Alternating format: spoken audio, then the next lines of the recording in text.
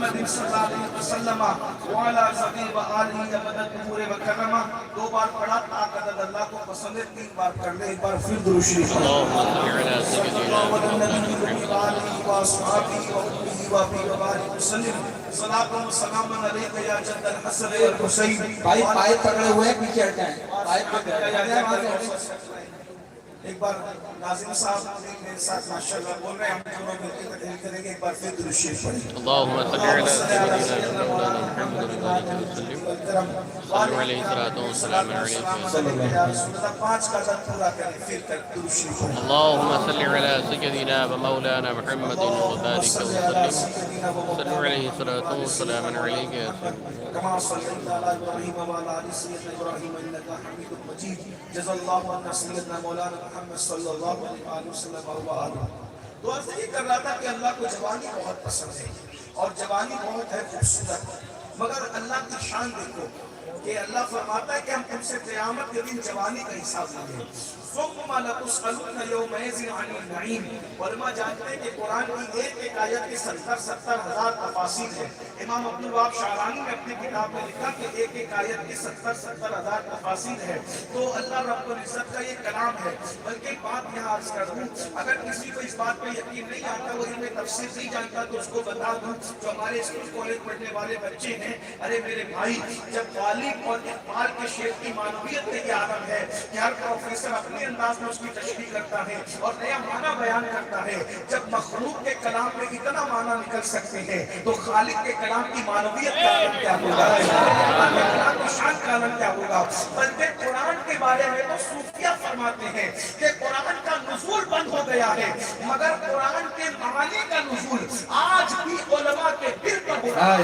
ہر عالم کے دل پر ایک نیا معنی نازل ہوتا ہے. اللہ اکبر. وہ اندازہ فرمائیں تو نعیم کے بارے میں اللہ فرماتے ہیں ہم تم سے کل قیامت کے دن نعیم کے بارے میں پوچھیں گے. تو نعیم کی بہت ساری تفاسیر کی گئی.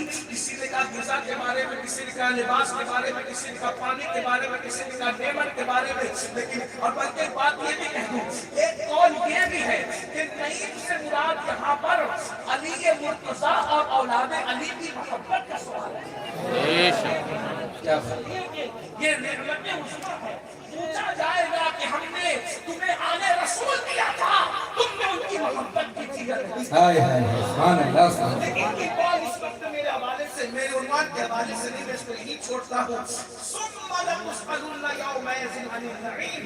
ثم لتسألن یومئذ عن النعیم. ہم تم سے قیامت کے دن نعیم کے بارے میں, یعنی تمہاری جوانی کے بارے میں پوچھیں گے کہ تم نے اپنی جوانی کے دن کیسے بتائے, تم نے اپنی جوانی کی راتیں کیسے بتائی, تم کس طریقے سے راتوں کو بتاتے تھے. یہاں بیٹھے تھے یہ ہزاروں کا مجمع جو اس قادری قریبی میں حاضر ہے, تھوڑا تصور کر لیں, میں بھی اور آپ بھی, میرے بھائی, ہم نے جوانی کی راتیں کیسے گزاری, یہ جوانی کی راتیں کیسے گزار رہے ہیں.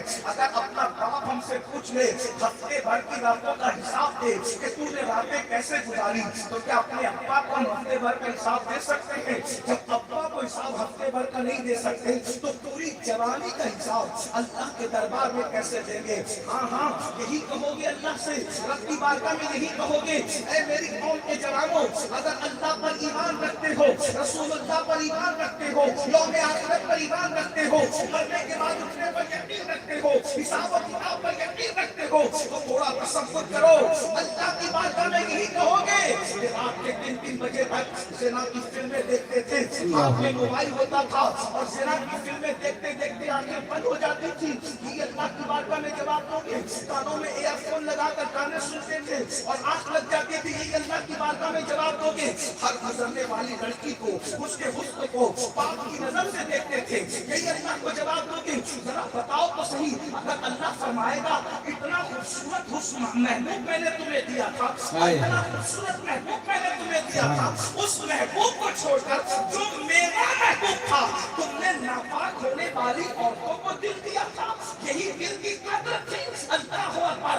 ارے کہاں وہ حسن کامل جس کو خالق بھی پسند کرتا ہے, مخلوق بھی پسند کرتی ہے, بلکہ حسن مصطفیٰ کا عالم تو یہ ہے کہ اللہ اکبر, انبیاء کا حسن بھی حسن مصطفیٰ کی طرح نہ ہو سکا. حسن یوسف وہ ہے جس کے حسن کی جنت